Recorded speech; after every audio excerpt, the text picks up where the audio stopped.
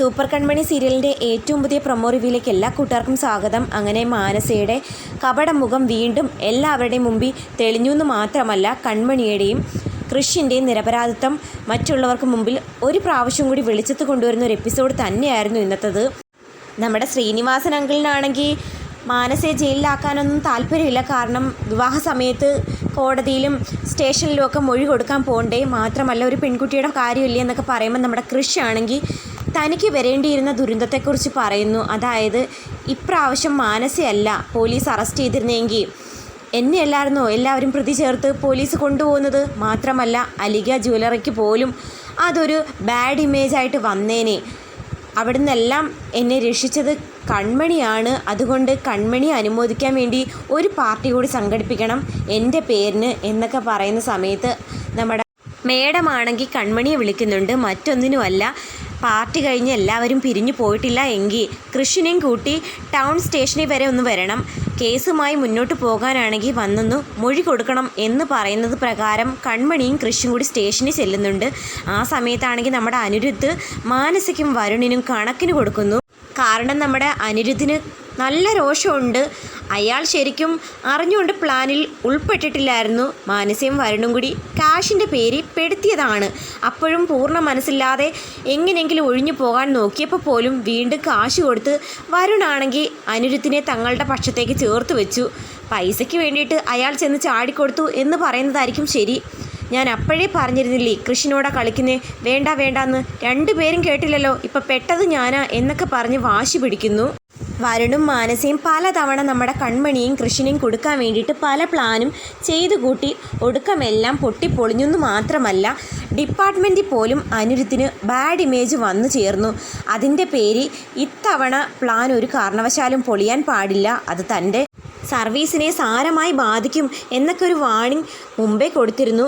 എന്നിട്ടും കേൾക്കാതെ മണ്ടത്തരം കാണിച്ചതിൻ്റെ പേരിനല്ലേ താനും പെട്ടിരിക്കുന്നത്. തൻ്റെ ജോലി ഇനി എന്താകും എന്നുള്ള ടെൻഷനൊക്കെയാണ് അനിരുദ്ധിനെ അലട്ടുന്നത്. അതേസമയം നമ്മുടെ മാനസയുടെ അച്ഛനും അമ്മയും സ്റ്റേഷനിൽ വന്നിട്ടുണ്ട്. അച്ഛനാണെങ്കിൽ മാനസയോട് തീരാത്ത കലിയാണ്. കാരണം അവർ മകൾക്ക് വേണ്ടി നിലകൊണ്ട് സാഗറിനെതിരെ വരെ സംസാരിക്കാൻ തയ്യാറായ സമയത്താണ് തങ്ങളോട് പോലും ആലോചിക്കാതെ മാനസ ഇങ്ങനെയൊക്കെയുള്ള മണ്ടത്തരം കാട്ടിക്കൂട്ടിയത്. അതിൻ്റെ ഭാഗമായി ഫംഗ്ഷന് വന്ന എല്ലാവരുടെ മുമ്പിൽ തങ്ങളും കൂടിയാണ് അപമാനിതരായത്. അതിൻ്റെയൊക്കെ ദേഷ്യം നമ്മുടെ മാനസയുടെ അച്ഛനാണെങ്കിൽ അവളുടെ കവിള് നോക്കി ഒരെണ്ണം പൊട്ടിക്കുന്നുണ്ട്. അത് കിട്ടി വല്ലാണ്ട് വിഷമിച്ച് എല്ലാ അർത്ഥത്തിലും തകർന്നു നിൽക്കുവാണ് നമ്മുടെ മാനസയും. ഹേമയാണെങ്കിൽ ജയമോഹൻ്റെ നെഞ്ചത്തേക്ക് ചാഞ്ഞ് പൊട്ടിക്കരയുന്നുണ്ട്. വിഷമം താങ്ങാൻ പറ്റുന്നില്ല. ആകെക്കൂടിയുള്ള ഒരേ ഒരു മകളാണ്. 20 വർഷം വരെ ജയിലിൽ കിടക്കാനുള്ള വകുപ്പാണ് അവളിപ്പോൾ ചെയ്തു കൂട്ടിക്കുന്നതെന്ന് പോലീസ് ഉദ്യോഗസ്ഥരും പറയുന്നു.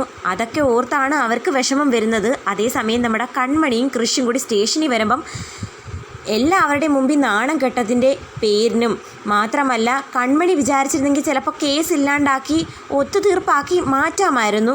എന്നാൽ കൺമണിയും കൃഷിയും അതിന് തയ്യാറായില്ല എന്നുള്ള ദേഷ്യവും മാനസയെ വല്ലാണ്ട് അലട്ടുന്നുണ്ട്. അതിൻ്റെ പേരിൽ നമ്മുടെ മാനസ കൺമണിയോടും കൃഷിനോടും വെല്ലുവിളിക്കുന്നു.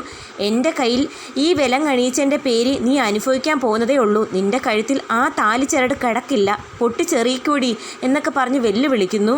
നമ്മുടെ മാനസയുടെ അച്ഛനോടും അമ്മയോടും മേഡം പറയുന്നുണ്ട്, ഇങ്ങനൊരു മകളെ വളർത്തിയതിൻ്റെ പേര് നിങ്ങൾ നാളെയും ദുഃഖിക്കാൻ പോത്തേ ഉള്ളൂ. കാരണം വിജയത്തിന് വേണ്ടി നിങ്ങളെപ്പോലും ഇല്ലായ്ക ചെയ്യാൻ മടിക്കാത്തൊരു സ്വഭാവക്കാരിയാണ് നിങ്ങളുടെ മകളെന്നുള്ള സത്യം മനസ്സിലാക്കുന്നതായിരിക്കും നല്ലത് എന്നൊക്കെ പറയുമ്പം വീണ്ടും അവർക്ക് വിഷമം വരുന്നു. അതേസമയം നമ്മുടെ ബലരാമനാണെങ്കിൽ ഫംഗ്ഷനൊക്കെ കഴിഞ്ഞ് വീട്ടിലേക്ക് തിരികെ വരുന്നു. എന്നാൽ അതിനു മുമ്പ് തന്നെ നമ്മുടെ സുമിത്ര ഭാഗ്യശ്രീയെ കാണാനായിട്ട് വീട്ടിലേക്ക് വരുന്നുണ്ടായിരുന്നു. മറ്റൊന്നിനുമല്ല, ബലരാമൻ ഫംഗ്ഷൻ കഴിഞ്ഞ് ഇതുവരെ വന്നിട്ടില്ലാത്തത് കൊണ്ട് ഭാഗ്യശ്രീയും കൂടി അറിഞ്ഞുകൊണ്ട് അവനെ നാട് കടത്തിയോ എന്നറിയാൻ വേണ്ടിയിട്ടാണ് വരുന്നത്. അമ്മ ഇനി ചേട്ടനെ അന്വേഷിക്കേണ്ട കാര്യമില്ല, ചേട്ടൻ ഈ നാട് വിട്ട് തന്നെ പൊക്കോളും, ഇനി അമ്മയ്ക്ക് ചേട്ടൻ്റെ പൊടി പോലും കാണാൻ പറ്റില്ല എന്നൊക്കെ വെല്ലുവിളിക്കുന്ന സമയത്ത് കുറേ ഗുണ്ടകളുമായി വന്ന് ഭാഗ്യശ്രീയെ കീഴ്പ്പെടുത്തി വായൊക്കെ മൂടിക്കെട്ടി അവിടെ കെട്ടിയിടുന്നുണ്ട്. നീ എന്താ വിചാരിച്ച എന്നെക്കുറിച്ച്? അവനെ അങ്ങനെ രക്ഷപ്പെടാൻ ഞാൻ അനുവദിക്കുമെന്നോ? രക്ഷപ്പെടുത്താൻ ശ്രമിച്ചു കഴിഞ്ഞാൽ നിന്നെ ഞാൻ തീർത്തിരിക്കും എന്നൊക്കെ വെല്ലുവിളിക്കുന്നു.